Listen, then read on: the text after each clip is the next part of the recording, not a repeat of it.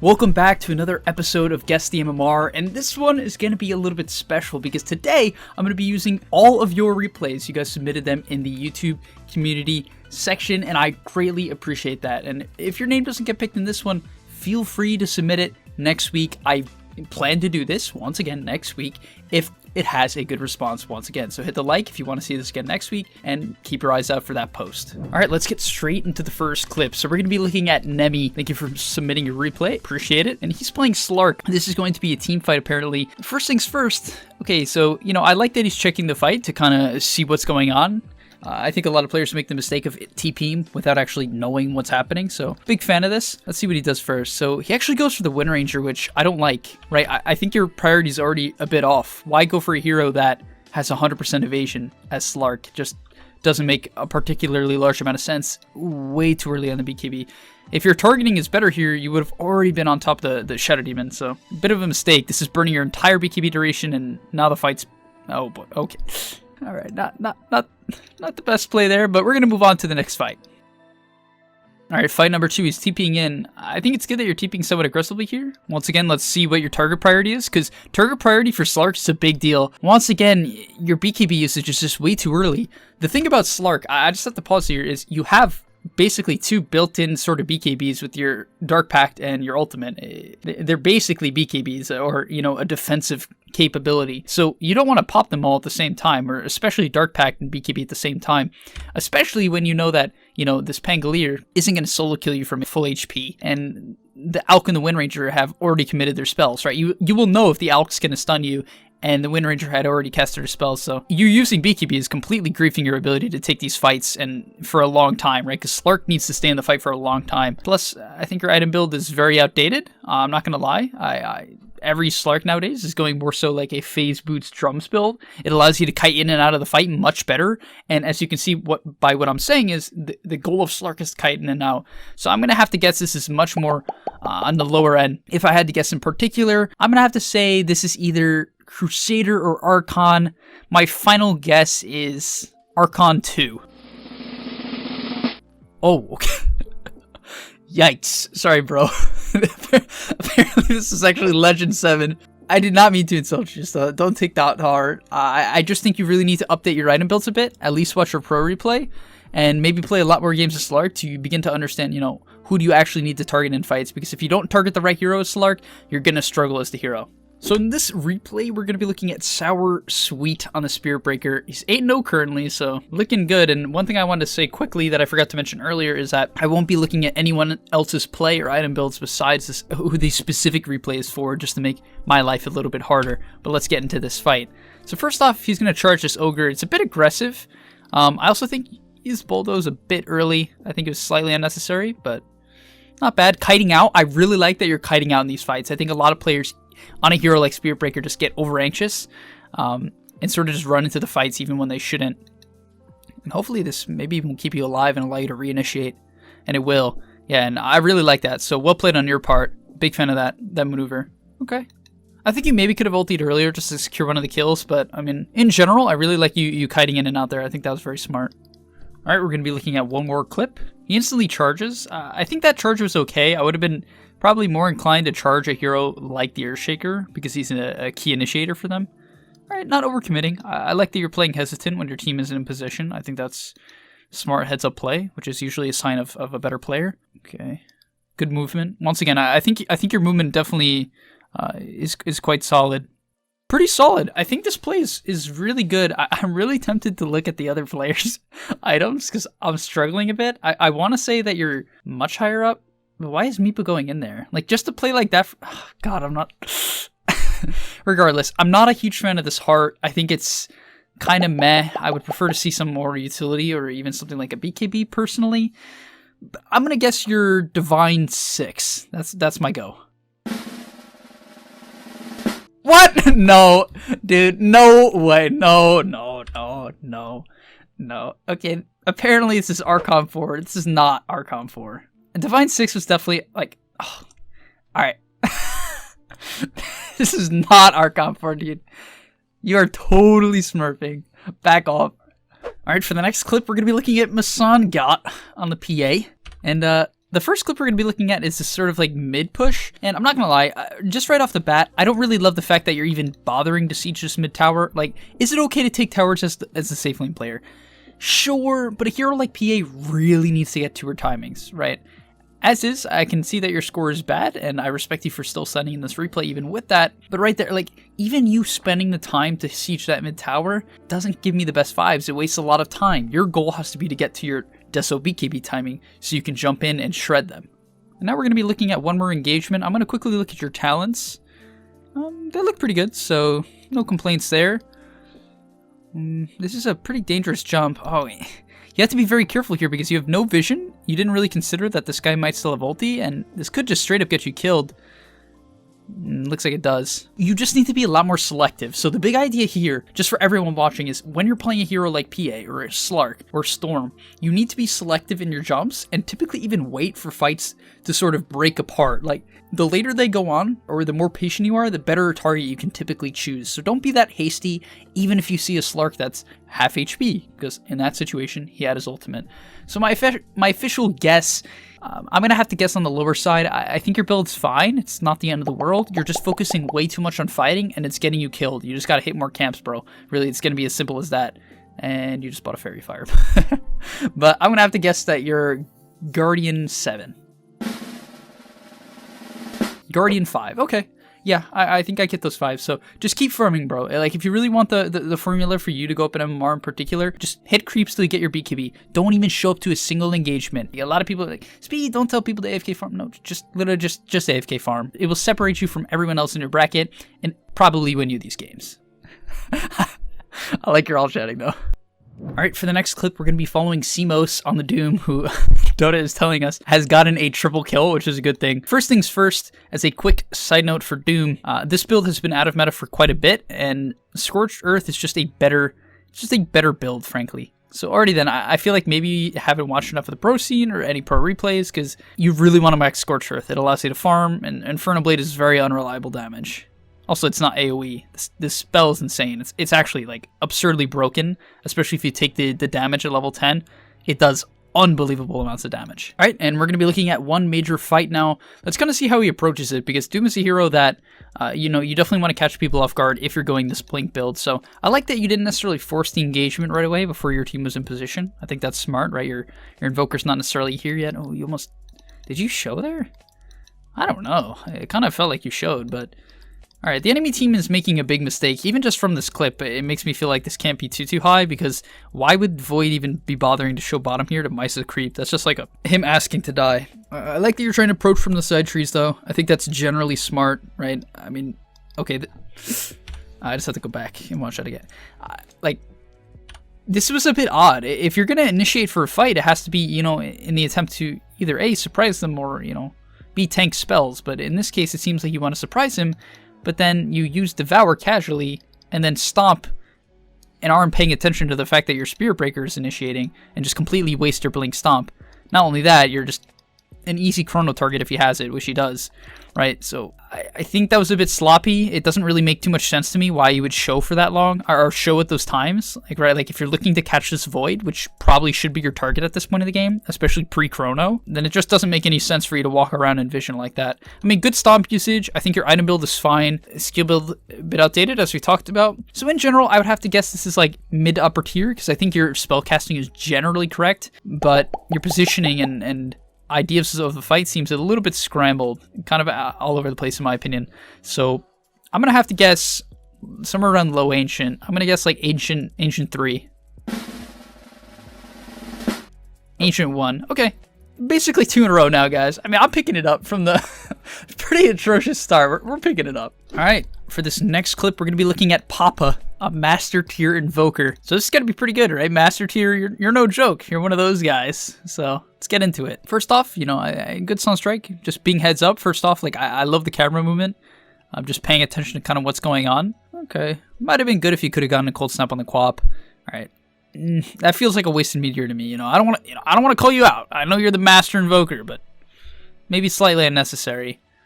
Okay, good. You definitely know what you're doing with your spells, and I think your movement throughout the fight is clean, right? Like, just in general, it really seems like you're paying attention to what's going on, which I think is great. Your camera movement's solid, and your ability to kind of focus on the from target to target is great. And once again, switching off the techies to the jug, just very heads up, so I like that. Good, really good tornado. Very clean, so good clean fight, and let's move on to the next one. All right, looks like his team is now going to be going for Roshan. Bit dangerous, you know, not too much vision of the enemy team. Oh, it looks like the enemy team actually scans you out as well. So this is going to be sketch. Big Echo Slam coming in? No, they actually get vision of him, so, okay. Weird Fisher. Why would he commit Fisher for a Witch Doctor? Regardless. Okay, you guys are committing hard. Ooh, okay, you get pushed out of the pit. Lucky you, honestly, that you got pushed out. Nice Cold Snap. Very quick Meteor. That's clean. Okay, I really like that you Deafening Blasted multiple heroes. Even though it doesn't matter if those heroes auto-attack more, I think it's just very heads up. And I think that's important just for playing a lot of heroes, especially heroes with AoE. This is getting a bit dangerous, right? Because, like, right here, if I slow it down, I'm just thinking through my head, like, this Quap just bought back. She's going to jump, right? She's going to jump, and you're the first one in the front line. I think you, as an Invoker, almost never want to be the guy in front unless you're an extreme advantage. Oh, do you get out? No, okay. Yeah, and I think that was you getting a little overzealous. In general, I think your movement around the fight has been good, right? Repositioning and such, and generally good positioning, but there you got a bit anxious, right? It was kind of like the Quap buys back, you don't really respect it, and it really hurts you in the long run, so not bad in general. I would guess this is like, I'm going to say, this is tough for me, because like, you being 25 Invoker makes me want to guess like, I'm going to say Ancient. No, I don't want to say Ancient. Ancient 7 or Divine 1? Can I guess 2? Alright, which... Unranked Immortal. Oh, I'm sorry, dude. I'm sorry. I'm sorry. I'm sorry, Papa. No, your camera movement was definitely that of an Immortal, which I'll give you. Like, in general, your ability to check fights and pay attention is good. I just think, like, I don't know, man. You're definitely good at your hero. It just, for me, like, this 180 last hits feels low. Right, like, maybe that's the reason why you're maybe getting stuck a bit, right? 181 last hits at 30 minutes is probably you trying to fight too much to some extent. Maybe that's how the pace of the game was going, but I don't know. Definitely a late BKB timing, which kind of threw me off as well, but keep up the good work. Spam some more Invoker. All right, in this next clip, we're going to be following the basics. I'm assuming that's what the 1 and the 3 is supposed to be. Get it? But you're on the Dark Willow. Let's see how you approach this big team fight. Dark Willow's a hero with a lot of options. Okay. Your Terrorize is a bit to the right? Actually, okay, it just clipped the Kunkka, which is good. You sort of waste Bramble. My big thing with Willow that I think a lot of players make the mistake of is not actually using your Yules to set up a Cursed Crown, or, you know, I have to go back a bit, but in general, this seems kind of jumbled to me. I'm cool with this Terrorize, but, like, were these the best targets? I don't know. I don't really think so. You kind of waste a Bramble. Like, OD walks into it, I guess. But then this Shadow Realm is way too early. You're not using it for DPS at this point in the fights. You're using it to, like, get your Bedlam off. And, you know, it's great that you're level 17 and way above everyone else due to, you know, the fact that you have 10 kills. Okay, now you kind of waste Yules. You could have just kept chasing the OD. I really feel like you're not optimizing your spells. That's what I see here. It's just like, I mean, this Cursed Crown's good, but in the fights, like, you didn't use Yules aggressively to solo kill the OD, which you basically could have. Your Terrorize was okay. I don't feel like Kunkka and Enchantress are probably the best targets, but not the end of the world. Good Bramble Mace, though, so respect there, and we're going to move on to one more fight. Alright, apparently we have one more fight coming up right here. Let's break it down. Once again, I mean, that's a low cooldown for sure with the level 20 talent, so okay, it's fine to use it casually, only because of that. Otherwise, I wouldn't have liked that usage. I have a big problem with it. Okay, first things first, I don't like this item build, right? You can clearly tell it feels near impossible. Like, even here, I can kind of tell you want to go in, but you don't want to overcommit and kill yourself, which is good, right? You don't, like, that makes sense. You're staying back, which is great. I think that's the first thing I like here. You're not necessarily overcommitting with your teammates. Good, but this item build is just... If you go Blink and a Hex, you can solo kill anyone. Do you understand the value in that? And Axe, it can be unreliable and sometimes just hard to use because you want to get on top of people in fights, which the Axe is okay for. I just really prefer the idea of having a Blink and a Hex at some point in the game rather than a Moonshard and an Axe.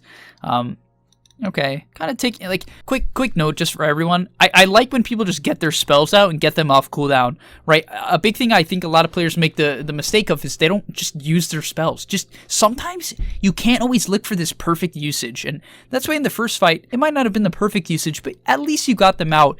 Here, I understand why you back up. That's cool. Maybe you could have even Shadow Realm to potentially get your Cursed Crown out. Bit of a wasted Bramble. It doesn't feel like you actually threw it at the people who were in PKB'd. And here, it definitely looks like a really good scenario for a potential Terrorize to potentially help your Ursa out. He did have Aegis, so not the end of the world, and a decent Disengage Fear.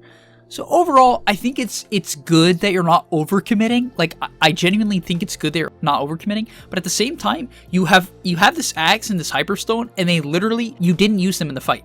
You spent 6k gold and didn't use it, right? That is where I kind of begin to like, is this build really that good if I'm not using it? So I think in general, your spellcasting is solid. Oh, you need Shadow Realm. Okay. I think it's solid, but it needs a lot more work to kind of clean up and really have the highest impact possible. So I'm gonna have to guess Legend 5. Ancient 5. Okay. Honestly, I should have guessed higher. Like, because I really like that you have this wand and brown boots into Eul's. I think that's a clean way to go. So, like, respect on that. Honestly, like, I will admit, I think I guessed much lower than even my gut was telling me to at first, so pretty good. I will say you definitely deserve your Ancient 5. Alright, upcoming here, we're going to be looking at Reaper XXX on the Pudge. Very intimidating. Having a tough game so far, 0-6, definitely very underfarmed, but still, let's see how he has impact in this fight. Alright, let's see what he can do. So, okay, walks up to Al.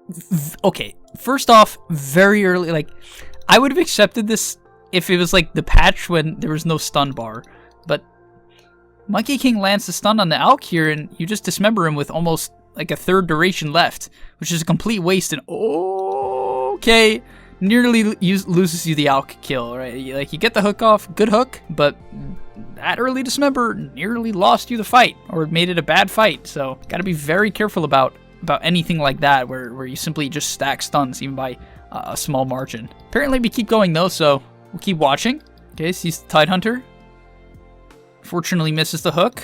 Not the end of the world.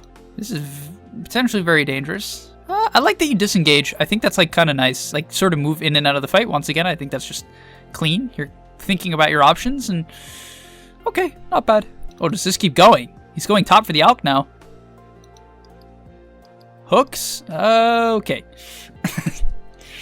Alright, and final clip for Reaper XXX on the Pudge.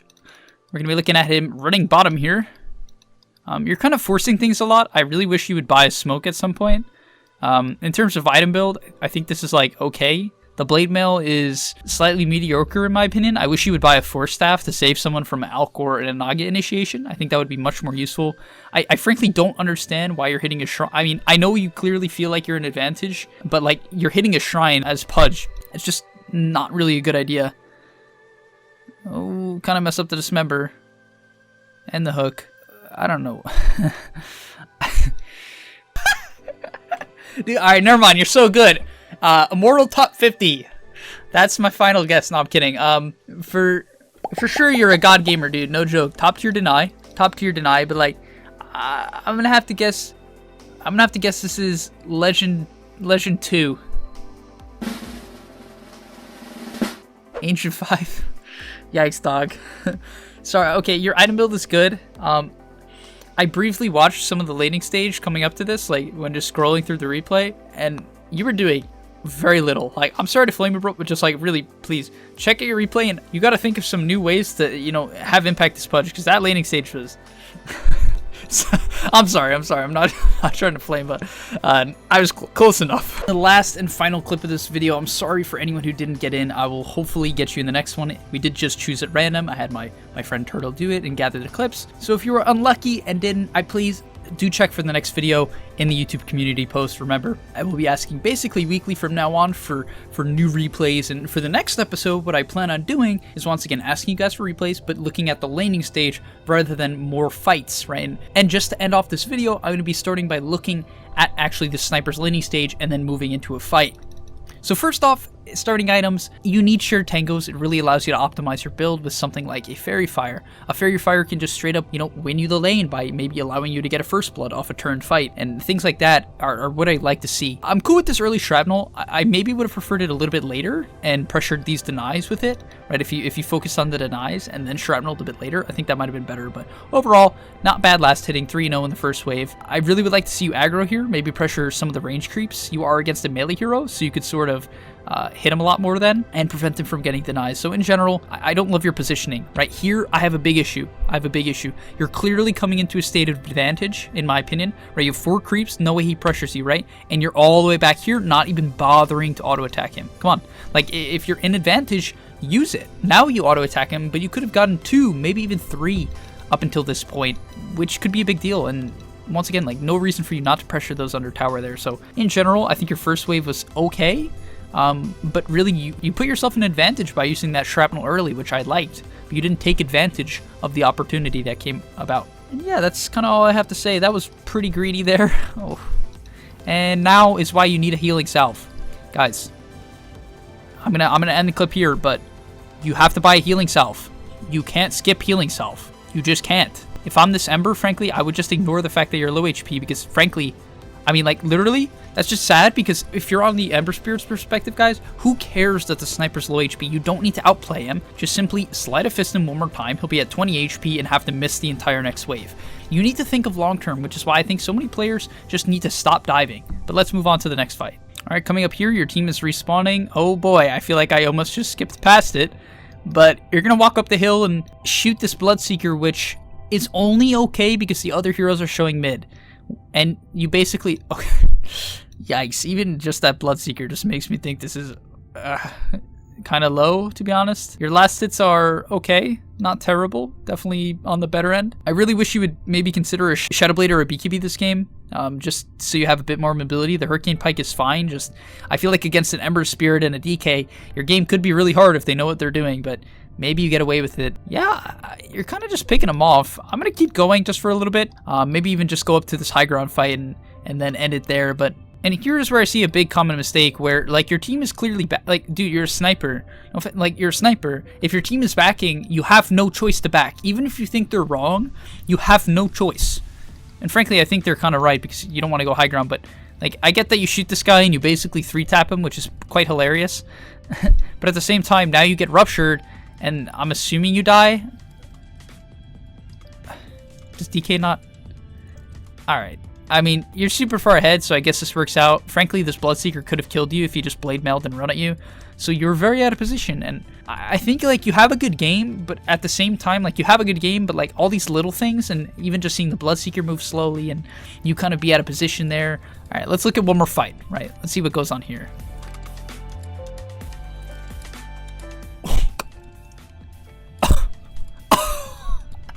No! Hebo! Hebo! You can't just shoot a blade. Like, that's why I'm saying this guy could have killed you earlier by running at you. Like, you just bopped yourself. I just gotta watch it again. Dude, like, he blade mailed. You can't hit him. Hebo. Alright, alright. Final guess. Final guess. I'm going to have to go, even though you're having a good game, and props to you, I'm gonna have to guess on the lower side. I'm gonna guess Archon 1. Crusader 5. Okay. Yeah, like, dude, I know you maybe, like, you sent it in this replay, like, hoping I'd be like, oh, this is, like, ancient. And, you know, I've done that in this episode, so, like, at the same time, you have to understand it's all the little things in Dota, and beginning to, you know, kind of abuse the fact that your opponents aren't necessarily punishing you for certain things, and, like, in that laning stage, you have a lot of things to refine. So maybe you didn't go in with that mindset. Maybe you're super PMA. I hope that's the case, but in general, thank you guys for submitting your replays. If you enjoyed, please do like and subscribe to see more of these episodes. Hopefully I'll see you in the next one. Peace. Are you tired of being hard stuck at your rank? Over at GameLeap.com, we have a library of hundreds of guides authored by pro players and coaches covering literally every aspect of Dota.